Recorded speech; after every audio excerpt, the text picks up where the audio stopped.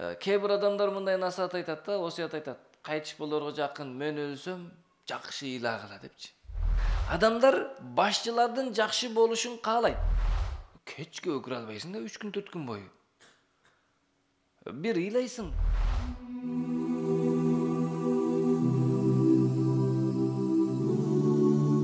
أخرج ابن عساكر عن سعيد بن أبي سعيد المقبوري رضي الله تعالى عنه قال لما طعن أبو عبيدة بن الجراح بالأردن وبها قبره دعا من حضره من المسلمين. Abu Ubayda ibn Jarrah деген улуу сахабалардан болгон. Ал сахаба бүгүнкү Иордания шаарына Урдун деп коет, ошол жерге келип катуу ооруга кабылып, тоон оорусуна кабылып, ошол жерде кайтыш болоордун алдында жанындагы мусулмандардын баарын чогултуп, аларга мындайча насаат айтты. Факала инни мусикум бивасиятин ин кабилтумуха лам тазалу бихайрин. Айтты, мен силерге бир насаат айтам. Ал насаатты кабыл алсаңар, анда жакшылыкта болосуңар ар дайым. Себеби кайтыш болуп жаткан адам, акыркы сапарга бара жаткан адам эң зарыл бир маселени айтып кетиш керек да. Эң зарыл маселе ушундай болуш керек экен, жер бетиндегилерге да пайда болуш керек да.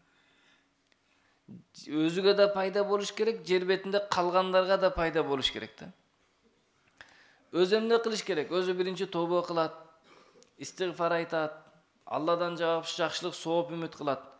Бирок жер бетиндегилерге өтө бир пайдалуу нерсени айтып баштады. Акимус-сала ва атуз-зака. Намаз тургузгула, зекетти бергиле. Васуму шахра Рамадан, Рамазан айын орозо туткула. Ва тасаддаку, садака бергиле. Ва худжу ва атамиру. Ажылык кылгыла жана умрага баргыла. Ва тавасау, бири-бириңерге жакшылыкка чакыргыла, бири-бириңерге насаат айтып, васият айтып тургула. Вансаху ли умараикум, башчыларыңарга жакшылык каалагыла. Вала тагушухум, аларды кыйнап, кыжалат кылып каршы чыкпагыла. Демек, адам акыркы насааттар ушундай пайдалуу насаат болуш керек да. Жер бетиндеги калгандарга эмне деп атат? Силер эч качан жакшылыктан алыстабайсыңар, эгер менин насаатымды, осуятымды кабыл алсаңар. Кээ бир адамдар мындай насаат айтат да, осуят айтат. Кайтыш болорго жакын мен өлсөм, жакшы ыйлагыла депчи. Өңгүрөп ыйлагыла, элдер ыйлабады дебесин дейт. Жарайт, ыйлады, кимге пайда болду? Өлгөн адамга пайда болгон жок да. Ага кабырда айтат. Сен ошондой кыйын белең, сен ошондой тирөөч болуп кеттиң беле, тоо болуп кеттиң беле деп хадисте келгенде аны азаптайт да. Кылган васияты өзүгө зыян болду да. Жер бетиндегилерге эмне пайда болду десе, жалганчылыкты үйрөттү да. Кечке өкүрө албайсың да 3 күн 4 күн бою. Бир ыйлайсың. Андан кийин кыласың, жалганчы болуп каласың. Эштен кишилер келе жатат десе, о деп өкүрүп баштайт. Кишилер келген, кимиси токто дейт экен деп күтүп турасың. Токтоду, токтоп калат да. Ыйлаган адамды токто дегенде токтобойт. Ал токтоно албайт да. Азыр ушундай бир жерге барып калсаң, ыйлап аткан болсо, болду, токтогуласа, токтоп калат. Куран окуп өтүп туруп, чай ичип кетиңиздер дейт го. Жана ыйлап аткан азыр эле чайдын проблемасы жүрөт. Бизде эмне кылып койду? Алардын осуяты бизди жалганчы кылып койду. Ошол үчүн аксалгалдардан, улуулардан ушундай насаат болуш керек. Ал насаат андан кийинки калгандарга бир пайда жеткизиш керек да. Кээ бир адамдар айтат, мен өлгөндө паланды сойгула, жылкы сойгула депчи. Жарайт, сойду дейлик. Эмне пайда болду? Мурас бөлүнбөй союп алган болсо, жегендер арам жеп алган болот. Кабырдагы адамдан сурак болот, сенин малың арам жака кетти депчи. Сен малды чогултуп арамга иштетиш үчүн осуят кылып келдиң болот да. Ошол үчүн биздин жакындарыбыз кайтыш болуп жаткан учурда ыйлайбыз, көзүбүздөн жаш чыгат, жүрөгүбүздөн жакшылык каалап, ал адамды эмне кылыш керек? Дуа кылышыбыз керек. Ал адамга сооптуу амал кылып багышташыбыз керек да. Ошондуктан эмне кылды? Биринчи намазга айтты. Себеби намаздын эң башкы түркү, исламдын эң башкы түркүгү намаз. Намазды тургузгула. Экинчиси зекет бергиле, Рамазан айынын орозосун кармагыла. Андан садака бергиле деп айтты да. Зекет берип коюп эле ийгиликке жетем деген болбойт. Себеби зекеттен башка дагы малда жетимдердин, алсыздардын акысы бар. Ошондон садака кылып тургула. Ажылык кылгыла жана умра кылгыла. Ажылык өзүнчө фарз, умра ал сүннөт. Экөөнү тең аткарганга аракет кылуу керек. Андан кийинки насаат эмне дейт? Бири-бириңерге жакшы осуят кылгыла, бири-бириңерге жакшы мамиле кылгыла деп жатат. Андан кийинкиси башчыларыңарга жакшылык каалагыла жана аларды курчап алып кыйнабагыла дейт. Бул дегендин мааниси башчынын катасын айтпа деген маани эмес. Башчыларга жакшылык каалоо деген эгер башчылар дегенде кайсылар? Ар бир айыл өкмөтүнөн баштап өлкө башчысы бардыгы бизге башчы болот кайсы бир иште. Бирөөсү дагы бир иште, бирөөсү башка иште, бардыгы башчылар болот. Ошолордун бардыгына жакшы мамиле кылышыбыз керек, жакшылык каалашыбыз керек. Ал туура эмес кылып жатса, туура эмес кылганын барып айтканыбызда жакшылык каалап туруп айтышыбыз керек. Мындай кылсак жакшы болот эле деп. Ошондо ал адам эмне кылат? Аллах Таала сиздин жүрөгүңүздөн ага каалаган жакшылыктын себебинен ал сиз айткан сөздү кабыл алат. Эгерде анын айыбын таап алып туруп, анын местасын каалап, ага жакшылык каалабай, анын местасын каалап барып айтсаңыз, жакшы сөзүңүз дагы укпайт да. Себеп үчүн сиздин жүрөгүңүздөгү сезим анын жүрөгүнө түшүп калат. Сиз ага жакшылык каалап барып, ачуу сөз айтсаңыз дагы айтат, туура айтты дейт. Ачуу айтты, катуу айтты, бирок туура нерсени айтты, кабыл алат да. Жакшы сөздү айтсаңыз дагы барып, анын местасын каалап, ал айтат да, мына бул башка нерсени каалап атат го депчи. Аллах жүрөктөн жүрөккө билдирип коет дейт. Адамдар башчылардын жакшы болушун каалайт. Бирок кайсы жолу менен экенин таба албайт да. Бардыгы ойлойт да, алмаштырып койсок жакшы болуп калат дейт. Айыл өкмөттү алмаштырып койсок жакшы болуп калса, иш бүтүп калат. Акимди алмаштырсак, башканы алмаштырсак, алмаштыруу менен жакшы болбойт. Себеп алмашкан сайын андан жаманы келиши мүмкүн да. Башчылардын жакшы болушу үчүн биз жакшы болушубуз керек. Себеп сиз менен биздин уулубуз, сиз менен биздин тууганыбыз не болот? Башчы болот, бирөөбүз болот. Ошондо жакшы чыкат. Алмаштыруу менен жакшы болбойт. Жакшы тарбия берүү менен жакшы болот. Элдин бардыгы тарбиялуу болсо, чекеден кимиси башчы болсо дагы не болот? Адилеттүү болот. Ошол үчүн сахаба радыйаллаху анхумдарды башка өлкөлөргө, башка шаарларга жөнөтүп жатканда, сен бар деп эле жөнөтүп жүрө берет эле. Тандап олтурбайт эле. Эмнеге? Себеп бардыгы татыктуу эле, бардыгы тарбиялуу эле, ыймандуу, инсаптуу, адамгерчиликтүү, бардыгына жакшылык каалаган. Кимисин жөнөтсөң болот да. Бир сахаба бир өлкөнү барып өзгөртүп койгон. Бир өлкөнү барып бактылуулукка, туура жолго баштап койгон да. Эмне үчүн? Себеп ал тарбия алган да. Ошондуктан башчылардын оңолушун кааласак, анда биз коом эмне кылалык? Тарбиялуу болсо эл, ошонун бирөөсү башчы болот. Башка жактан келбейт. Алмаштырып койсо, анда жакшы болот деген убада жок да. Ошол үчүн айтат, башчыларга жакшылык каалаш керек, жакшы дуа кылыш керек. Жана ошондой эле вала тулхикумуд дуnya. Дүнүйө силерди азгырып калбасын. Дүнүйөгө алданып, алек болуп, акыретти унутуп калбаганын. Себеби дүнүйө күндөн күнгө жакшы жана күндөн күнгө кооз болуп көрүнөт. Fa inna imra'an law umira alfa hawlin ma kana lahu buddun min an yasira ila masra'i hadha alladhi tarawna.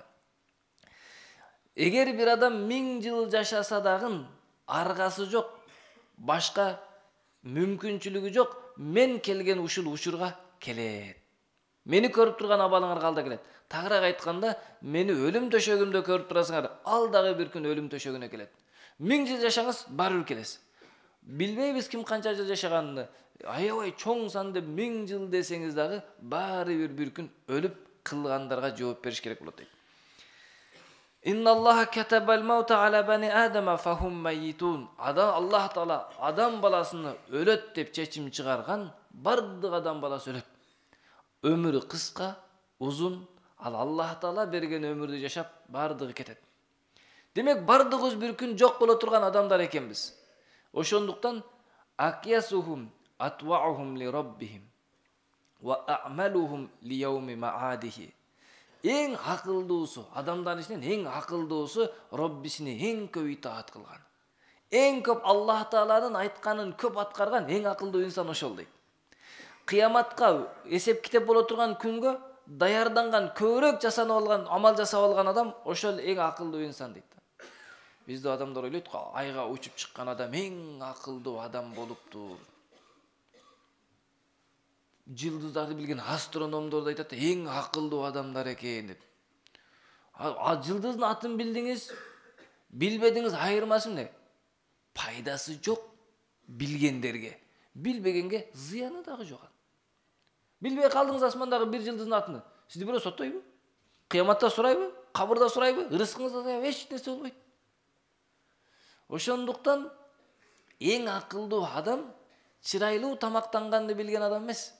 Эң акылдуу адам жакшы кийим кийип алган адам эмес. Эң акылдуу адам көп китеп окуп алган адам эмес да. Же көп тил билип алган адам эмес. Ал тил билет экен. Ал жөн эле тил билет экен. Не кылабыз? Эң акылдуу инсан Аллахка көп баш ийген инсан экен. Эң акылдуу инсан кыяматка эң көп даярданган инсан эң акылдуу инсан экен дейт. Вассаламу алейкум ва рахматуллах. Аллахтын рахматы жана саламы силерге болсун дейт. Я Муаз ибн Жабал, Муаз ибн Жабал, салли биннас, адамдарга намаз окутуң деди. Ва мата кайтыш болуп кетти. Муаз радиаллаху адамдарга намаз окутуп туруп айтты: Факала я Йоханнас, тубу илаллах, Аллахка тобо кылгыла, мин зунубикум таубатан насуха, күнөөңөрдөн чыныгы тобо кылгыла. Таубатан насуха, чыныгы тобо дегенди уламалар айтат, бир күнөөндөн тобо кылсаң, жүрөгүңдө ошону кайта кылбаймын, кайта жасабаймын деген чечим болуш керек. Кайта келечекте кылбай калганга аракет кылабыз. Болуп калышы мүмкүн. Бирок кайта ушул күнөөнү жасабаймын деген бекем чечим менен ошондой тобо кылып кайтсаң, чыныгы тобо ошол деп айтат. Fa innal abda la yalqallahu ta'iban min dhanbihi illa kana haqqan 'ala Allah an yaghfira lahu. Себеби кайсы бир пенде Аллахка тобо кылып, кечирим сурап өлсө, Аллах сөзсүз аны кечирем деп убада берип койгон. Илла бирок кечирбейт кайсы инсандын карзы болсо. Bir adam ölüp жаткан учурунда тобо кылып, Аллах мени кечиргениң, мен күнөөлөрүмө тобо кылдым деп ölүп кетсе, Аллах сөзсүз анын күнөөлөрүн кечирет, бирок карзын кечирбейт. Бул дегендин мааниси Аллахтын өкүмдөрүн аткарбай, ибадаттардан күнөөкөр болуп калсак, Аллах кечирет. Эгер пенделерге дагы карз болуп кала турган болсо, Аллах аны кечирбейт экен да. Bir адамга акчасын калып кеткен, же болбосо бул жерде бир акча маани эмес, бир адамдын акысы сенде калып кеткен болсо, аны гыйбат кылып койгон болсоң, ушактап койгон болсоң, ага тухмат кылып койгон болсоң, ал кечирилбейт. Ал кыяматта сөз аны төлөшүң керек болот дейт да. Илля ман kana alayhi daynun fa innal abda murtahanun bidaynihi. Себеби кайсы бир себеби ар бир инсан кыяматка карзына байланып калат, залогдо болуп калат. Ар бир адам кыяматта өзүнүн карзыга, залогко карманып калат. Сенин карзың бар, сен жаннатка кире албайсың деп. ومن أصبح منكم مهاجرا أخاه فليلقه فليصافحه. Кайсы бир өңөр бир тууганыңарга кичине капа болуп калсаңар, кайсы бир мусулманга, бул жерде өзүңдүн бир тууганың шарт эмес, ар бир мусулман экинчи бир мусулманга капа болуп калган болсо, анда жолуксундага салам берсин. Себеби ла янбаги лил муслимин ан яхжура ахаху аксара мин саласин. Bir musulman экинчи бир мусулманга 3 күндөн артык капа болгонго уруксат жок. Эгер бир адам 3 күндөн артык капаланып, саламдашпай, ал адамга жолукпай жүргөн болсо, фахуа занбул азим, ал чоң күнөө болот дейт. Себеби инсандын жүрөгү бузулат аны менен. Ошондуктан эмне кылат экен? Кайсы бир адам экинчи бир адамга жашоо капа болуп калышы мүмкүн, бир иште туура эмес жасап коюшу мүмкүн, же бир сөздү туура эмес айтып коюусу мүмкүн. Капа болуп калдыңызбы, 3 күндүн ичинде жүрөгүңүздү тазалап бүтүшүңүз керек да. Жүрөктү тазалаганга Аллах 3 күндүк убакыт берип атат. Денени тазалаш оңой эле. Бирок жүрөктү тазалаш өтө оор болот да. 3 күндүн ичинде баягы адамга кегиңби, башка нерсе калбай баарын тазалап, 3 күндөн кийин барып саламдашып коюшуң керек. Саламдашып койсоң, бул адам буга мамиле кылбай койду деген күнөө болбойт. Дашы мамиле кылбасаңыз да, бизнес кылбасаңыз да, аны отуруп чай ичпесеңиз дагы саламдашып койсоңуз, баягы урушуп кетти дегенден кутуласыз. Ошол үчүн Аллах Таала ушул хадистерге барзык амал кылганга мүмкүнчүлүк берсин.